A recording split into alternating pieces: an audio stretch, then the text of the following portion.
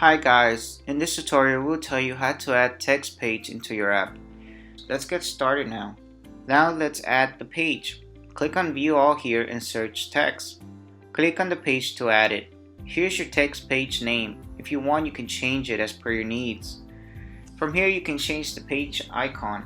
If you want you can select solid outline icon or image from our library or upload your own custom icon image from this section. Now let's move to content section. Enter your content title in the heading field. Now provide the content in the paragraph field. Click on the settings icon to change the style of the content or to create a deep link or for adding email link. From here you can add YouTube or Vimeo URL to your text. All you need to do is simply copy and paste the URL in this field.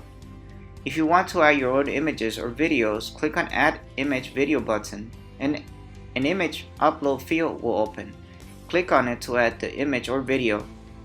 Tick mark this checkbox if you want to enable sharing of your text. Tick mark this checkbox if you want to display listings in reverse order. Now let's move to page style and color scheme. From here you can change the page background. If you want you can select a background image from our library or choose from our solid colors or upload your own custom background image.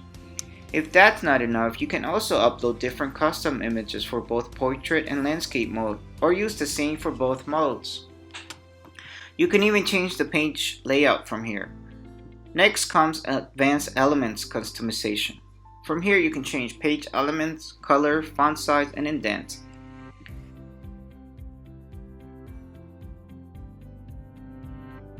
Once you are done, click on Save and Continue to finish creating your app. That's all for now. Thank you for watching.